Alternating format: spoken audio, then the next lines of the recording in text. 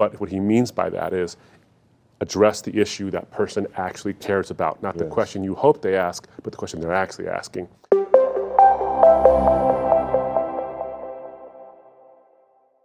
But I'll just say this, in reading, again, going back to Fuller and their Youth Institute, they recently have released a book in which they talk about 3 big questions, and they chronicle this deconstruction movement.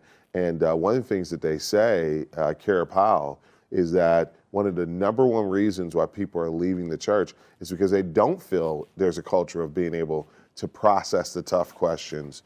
So for parents, for pastors, if there is someone who comes to you with their tough questions, count it a privilege and an honor that they did so. But we need to work hard to create those spaces where we say, hey, all of church is not me talking at you, but there are going to be some spaces for us to process questions. Just in brief, can you just talk about what's happening at your own dinner table, your own patio, with your family? Well, we started off raising our kids with, there's no question off limits. Whatever you want to ask us, you can ask us. You will never get judgment from the question you've asked. If you express doubt, you will not get judgment. If you express fear about something, you will not get judgment. What you will get is somebody who wants to hear what you have to say. And this is from a very early age. And they took me up on it.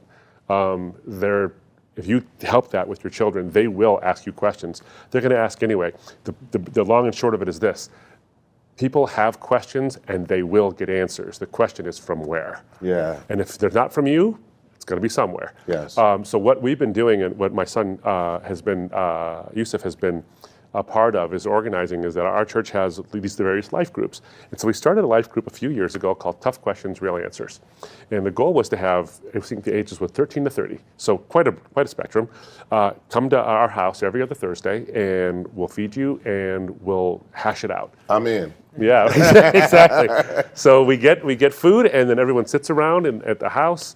They bring up any question they want, they pop them off, whatever it might be, biblical questions, social questions, justice questions, theological questions, and then I don't answer them right away. What we do is we try to hash it out so that everyone can own some of the answer, because when they own it, it sticks. Yeah. And it grew from like 5 people to like 40. So we have this picture. My good friend Joe Mastro gave me a printout of it, of all these people in my house. And we've had people from other faiths come as well.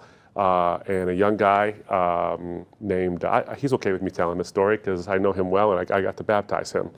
A guy named Trey came to our house and he wasn't having it.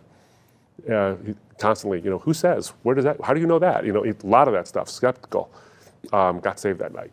Praise God. A little while later, I said, I baptize my kids now, so I'm open for business. I didn't want to baptize anybody until I baptized my kids. He heard that and he said, well, would you baptize me? And I got to baptize him. Praise God. Allowing a safe place for questions leads to that. It doesn't always lead to that. It's not a magic bullet, but it does lead to that stuff. And so if I can just add this one little spot, because what you guys have hit on is so biblical. When the Apostle Paul says, walk in wisdom toward outsiders, create a space. Yes. Don't just wait for the space.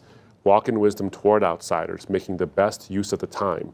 I interpret that to basically be, Paul's a Middle Easterner. He is not efficient with his conversations. That's not our people. But what he means by that is address the issue that person actually cares about, not the question you hope they ask, but the question they're actually asking. Then let your speech be gracious, seasoned with salt, so you may know how you ought to answer each person. We have to refrain from our desire to answer each controversy, each political view, or each objection of the faith. We answer people who have those issues. Yeah. But the Apostle Paul, under the guise of the Holy Spirit, I think, was very clear. We answer people, because questions don't need answers, but people do. Yeah. And they use their questions and they use their objections to get those answers. So deconstruction is a vehicle towards stronger faith, as you already said.